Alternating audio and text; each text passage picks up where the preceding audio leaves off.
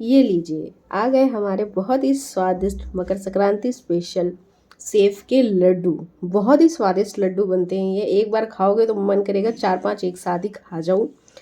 तो आज हम ये बनाएंगे। इसके साथ साथ हम बनाएंगे मुरमुरे के लड्डू, जो कि बच्चे बड़ों सबको बहुत पसंद है, बल्कि मुझे भी बहुत ज़्यादा पसंद है। तो बहुत ही स्वादिष्ट दोनों लड्डू आज हम ये बनाएंगे। तो चलिए अपनी बहुत ही स्वादिष्ट मकर संक्रांति स्पेशल रेसिपी शुरू करते हैं। तो सबसे पहले सेव के लड्डू बनाने के लिए यहाँ मैंने 1 किलो बेसन ले लिया है। ये क्वांटिटी 1 किलो बेसन के हिसाब से आप उसका ध्यान रखना। अब गुनगुने पानी से हम अपने बेसन को गूंद लेंगे, जैसे आटे को गूंदते हैं उससे ज़्यादा थोड़ा सॉफ्ट हमें गूंदना है। तो अपने बेसन को हम गूंदेंगे इस तरीके से।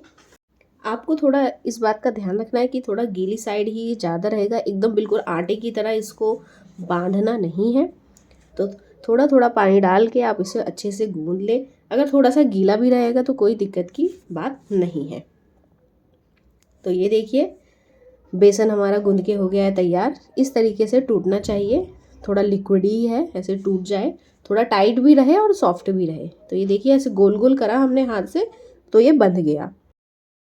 अब हम गैस पे चढ़ा देंगे तेल। तेल आपको हाई फ्लेम पे गरम करना है, अच्छे से गरम होना चाहिए तेल।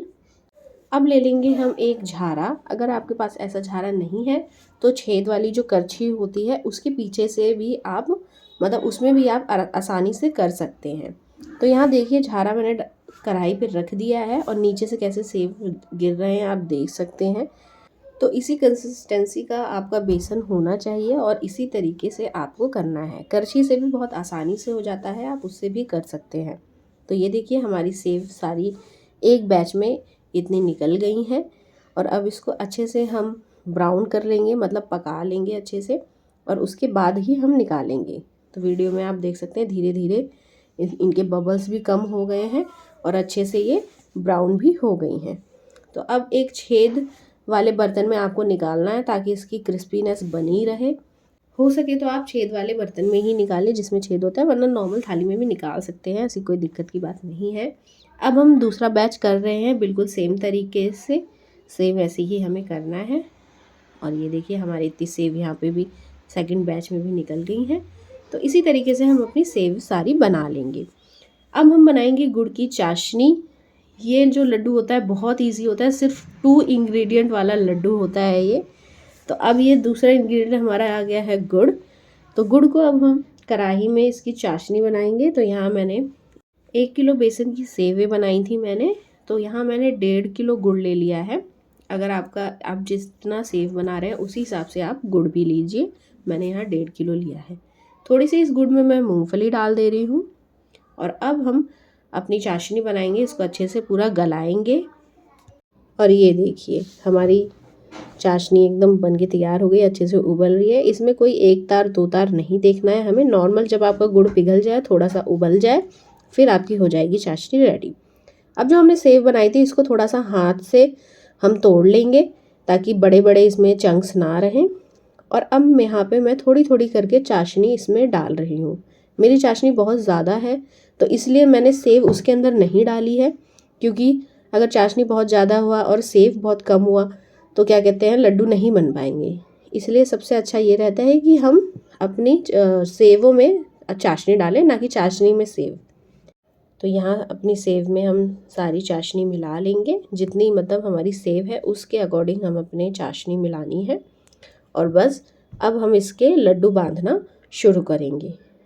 तो जिस हिसाब से आपको लड्डू बनाना है, बड़े छोटे, उतना आप सामान लीजिए, मतलब सेव लीजिए और लड्डू बांधना शुरू कर दीजिए। थोड़ा सा हाथ में पानी लगा के इसको बांधिए, वरना बहुत ज़्यादा चिपकता है। और इस बात का भी ध्यान रखिए, हल्की सी चाशनी ठंडी हो जाए तब ये लड्डू आप बांधिए। और टेंशन लेने की बिल्कुल ज़रूरत नहीं है। अगर आपका लड्डू बांध रहे हैं आप और उसके बाद रख रहे हैं तो वो खुल जाता है, तो थोड़ी देर वेट कीजिए, 5 से 7 मिनट वेट कीजिए। जब वो थोड़ा सा ठंडा हो जाएगा उसको दोबारा लड्डू की फॉर्म में बना दीजिए, वो दोबारा बंध जाएगा और फिर कभी नहीं खुलेगा। तो ये देखिए, हमारे बहुत ही स्वादिष्ट सेव के लड्डू बनके हो गए हैं तैयार। बहुत ही स्वादिष्ट लगते हैं। इस मकर संक्रांति आप इनको ज़रूर बनाइए, सबको बहुत ज़्यादा पसंद आएंगे। और अभी आपको कहीं जाना नहीं है, अभी एक दूसरी रेसिपी भी आने वाली है। तो ये हमारे लड्डू बन गए हैं। तो चलिए अब अपने मुरमुरे के लड्डू हम बनाते हैं। मुरमुरे के लड्डू बहुत इजी होता है बनाना, कुछ नहीं करना है, बस ये ध्यान देखना है कि मुरमुरे हमारे ज़्यादा होने चाहिए और चाशनी कम होनी चाहिए। थोड़ा सा भी गुड़ लगेगा मुरमुरे में तो वो मीठा ही लगेगा, इसकी टेंशन आप ना ले कि वो मीठा नहीं लगेगा।